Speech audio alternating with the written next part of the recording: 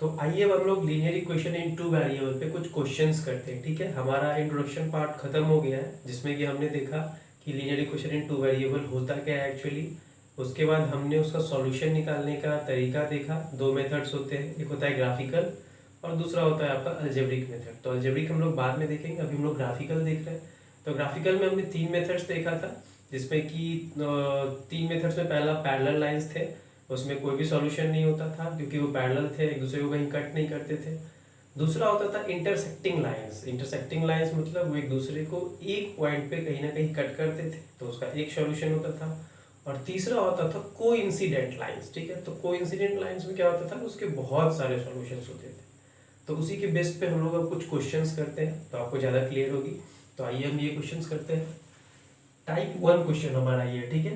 तो type 1 question में पूछ रहा है on comparing a1 by a2, b1 by b2, c1 by c2 check whether linear equations are intersecting, parallel और coincident. मतलब आपको यहाँ पे दो लीनियर इक्वेशन दिए गए हैं टू वेरिएबल्स के, और इसमें पूछ रहा है कि क्या ये जो इक्वेशन दिया गया है इसका जो ग्राफ होगा वो कैसा होगा। क्या वो इंटरसेक्टिंग होगा, क्या वो पैरेलल होगा, या फिर वो कोइंसिडेंट होगा। ठीक है, कैसे पता करना है, on comparing a1 by a2, मतलब कॉफिशिएंट्स को हम लोग कंपेयर करेंगे। तो आइए हम लोग पहला क्वेश्चन स्टार्ट करते हैं। पहला हमारा है 5x minus 4y plus 8 is equal to 0 और 7x plus 6y minus 9 is equal to 0। तो हम लोग को सबसे पहला वर्क करना पड़ेगा कि a1 by a2, b1 by b2 और c1 by c2 हम लोग को फाइंड आउट करना पड़ेगा। ठीक है, तो इसको हम इक्वेशन फॉर्म में लिखते हैं ax plus by plus c is equal to 0। ये हमारा इक्वेशन का फॉर्म होता है। अब यहाँ पे दो इक्वेशन है, जिसको हम क्या लिखेंगे, a1x plus b1y। ठीक है, तो इसको मैंने इसके रिस्पेक्ट में लिखा है, फिर सेकेंड के रिस्पेक्ट में मैं लिखता हूँ तो क्या होगा, a2x plus b2y plus c2 is equal to 0। तो ये सेकेंड के इसके रिस्पेक्ट में होगा। ये हमारा फर्स्ट इक्वेशन, ये हमारा सेकेंड इक्वेशन।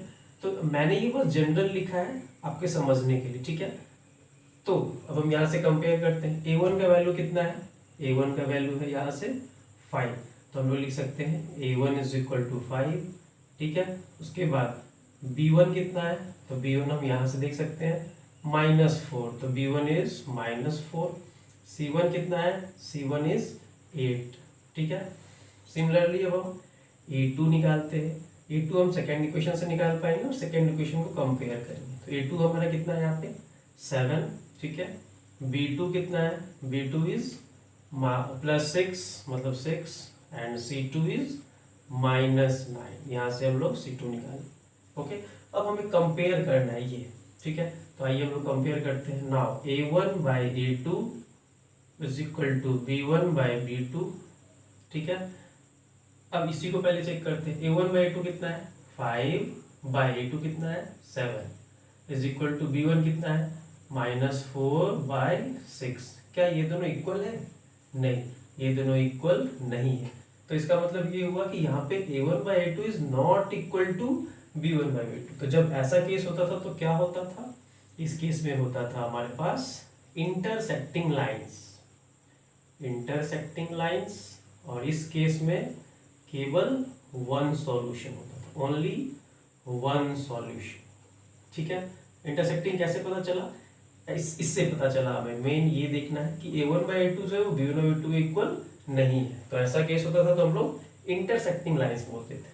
ठीक है, तो ये हमारा आंसर हो गया फर्स्ट क्वेश्चन का। अब हम लोग सेकेंड क्वेश्चन पे चलते हैं। सेकेंड क्वेश्चन हमारा है 9x plus 3y is equal to 12। तो पहले इसको हम फॉर्म में बना लेते हैं। 9x plus 3y plus 12 is equal to 0। अब ये लिखना जरूरी नहीं है, ये मैंने समझाने के लिए बताया था। इसमें हम लोग डायरेक्टली निकालेंगे। ओके, क्या निकालेंगे directly, a1 by a2, b1 by b2 और c1 by c2। ठीक है, तो ये हमारा फर्स्ट इक्वेशन हो गया। सेकेंड इक्वेशन क्या है, 18x plus 6y plus 24 is equal to 0। ये हमारा सेकेंड इक्वेशन। अब चलिए हम लोग फाइंड आउट करते हैं। यहाँ पे a1 मतलब इस इक्वेशन से हम लोग फाइंड आउट करते हैं। a1 क्या है, यहाँ पे a1 हमारा है 9। ठीक है, b1 क्या है, b1 हमारा है 3 और c1 क्या है, c1 हमारा है 12। इस इक्वेशन का वर्क कंप्लीट। नाउ हम लोग सेकेंड इक्वेशन पे चलते हैं। यहाँ से हम लोग A2 निकालेंगे। A2 कितना है 18, ये हमारा A2 है। फिर यहाँ से हम B2 निकालेंगे। B2 कितना है 6 और C2 कितना है, C2 हमारा 24। अब हम कंपेयर करेंगे तभी हम पता लगा पाएंगे कि इंटरसेक्टिंग है कि पैरेलल है कि कोइंसिडेंट है। ठीक है, तो आइए हम लोग कंपेयर करते हैं। A1/A2 is equal to B1/B2। पहले इसी को कंपेयर कर लेते हैं। तो A1/A2 मतलब 9/18 इज इक्वल टू B1/B2 मतलब B1 कितना है 3/B2 कितना है 6। तो ये तो हमें लग रहा है कि इक्वल है। कैसे 9 1 9, 9 2 18, 3 1 3, 3 2 6। तो ये दोनों इक्वल है। हम लोग आगे बढ़ते हैं। C1/C2, ठीक है, तो C1 कितना है 12/24। तो फाइनली ये भी कैंसिल हो जाएगा। 12 1 12, 12 2 24। ठीक है, तो ये हम देख पा रहे हैं यहाँ पे कि A1/A2 is equal to B1/B2 is equal to C1, मतलब सबका वैल्यू 1/2 1/2 1/2 आ गया। तो यहाँ पे सभी एक दूसरे के इक्वल है। तो जब ऐसा केस होता था तो क्या होता था, ऐसा केस होता था तो होता था कोइंसिडेंट लाइंस, कोइंसिडेंट लाइंस होता था। और इस केस में हमारे पास मेनी सॉल्यूशंस होते थे, बहुत सारे सॉल्यूशन होते थे, मेनी सॉल्यूशंस। ओके, तो ये हमारा आंसर हो गया। तो पहले केस में हमारा इंटरसेक्टिंग लाइंस ये वाला, और दूसरे केस में हमारा कोइंसिडेंट लाइंस। ठीक है, मतलब इसमें ऐसा कुछ ग्राफ बनेगा लाइक दिस। L1 अगर ये हो गया और L2 अगर ये हो गया तो ऐसा कुछ ग्राफ बनेगा। और इस केस में कैसा बनेगा कोइंसिडेंट, मतलब एक लाइन यहाँ पे है L1 और इसी के जस्ट ऊपर में दूसरा लाइन आके कोइंसाइड कर गया, वो हमारा L2 है। ठीक है, तो इसी टाइप के क्वेश्चन आपको आगे भी मिलेंगे। तो ये हमारा टाइप 1 क्वेश्चन है। ठीक है, तो फ्रेंड्स आइए हमारा नेक्स्ट क्वेश्चन करते हैं। नेक्स्ट क्वेश्चन भी हमारा बेसिकली टाइप 1 ही क्वेश्चन है, बस इसमें थोड़ा सा फेरबदल है। फेरबदल क्या है, इसमें भी वही बोल रहा है on comparing A2 B1/B2 C1/C2 find out whether solutions are consistent और इनकंसिस्टेंट। ये पूछ रहा है, मतलब पूछ रहा है कि इसके जो सॉल्यूशंस होंगे वो कंसिस्टेंट होंगे या इनकंसिस्टेंट होंगे। तो पहले हमें ये समझना पड़ेगा कि कंसिस्टेंट क्या होता है और इनकंसिस्टेंट होता है। ओके, तो आइए समझते हैं। लेट अस सपोज दैट ये हमारा कंसिस्टेंट है।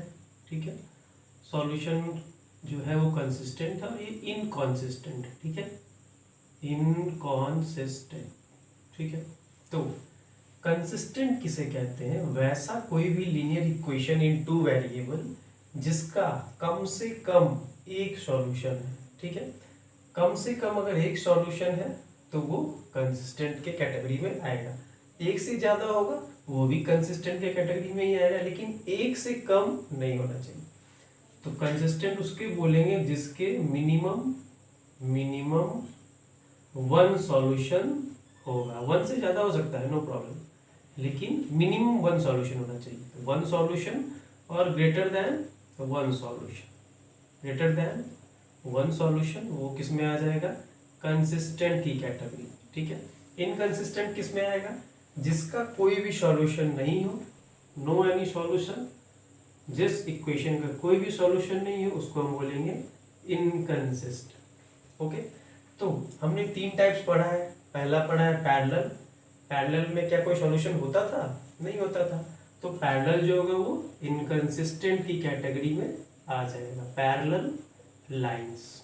ठीक है, लेकिन जो इंटरसेक्टिंग लाइंस होता था उसमें तो एक सॉल्यूशन होता था, तो वो जो है वो हमारा इस कैटेगरी में आ जाएगा। ये हमारा इंटरसेक्टिंग लाइंस इस कैटेगरी में आएगा। ठीक है, उसके बाद हमारा एक थर्ड था कोइंसिडेंट। तो कोइंसिडेंट में तो बहुत सारे सॉल्यूशंस होते थे, बहुत सारे सॉल्यूशंस मतलब ग्रेटर देन वन, तो वो भी इस कैटेगरी में आ जाएगा। तो कोइंसिडेंट लाइन भी हमारा इसी कैटेगरी में आ जाएगा। ओके, तो अगर आप इस इक्वेशन को सॉल्व करेंगे, ठीक है, और अगर आपका आ गया पैरेलल लाइंस, तो आप डायरेक्टली बोलेंगे कि द सॉल्यूशंस आर इनकंसिस्टेंट। लेकिन अगर आप किसी इक्वेशन को सॉल्व करेंगे और आपका या तो इंटरसेक्टिंग लाइंस आ रहा है मतलब एक सॉल्यूशन, नहीं तो कोइंसिडेंट लाइंस आ रहा है मतलब बहुत सारे सॉल्यूशन, तब हम क्या बोल सकते हैं, solutions are consistent. I think you get it right. तो आइए हम इस क्वेश्चन को करते हैं और देखते हैं किस कैटेगरी में आता है। ठीक है, तो हम लोग क्या करेंगे इसमें, पहले कंपेयर करेंगे a1/a2। तो यहाँ पे आप डायरेक्टली बता सकते हैं a1/2 क्या है। हम लोग इसको पहले इस फॉर्म में लिख लेते हैं, 3x + 2y - 5 = 0। ये हमारा फर्स्ट इक्वेशन। सेकेंड इक्वेशन क्या होगा, 2x - 3y - 7 = 0। ये हमारा सेकेंड इक्वेशन हो गया। अब हम लोग यहाँ से क्या कंपेयर करेंगे, a1 a2 b1 b2 और c1 c2। हम लोग यहाँ से a1 निकालते हैं। a1 मतलब हम लोग फर्स्ट इक्वेशन को देखेंगे, a1 कितना है 3, ठीक है।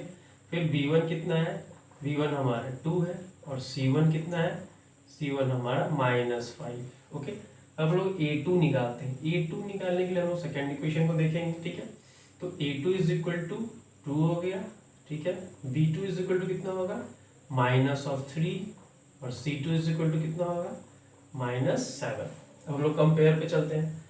तो कंपेयर करने के लिए हम लोग लिखते हैं a1/a2 = b1/b2। तो पहले हम लोग यहीं पे चेक कर लेते हैं, a1/2 कितना है, 3/2 = b1/2 कितना है, 2/-3। क्या ये दोनों इक्वल है, नहीं।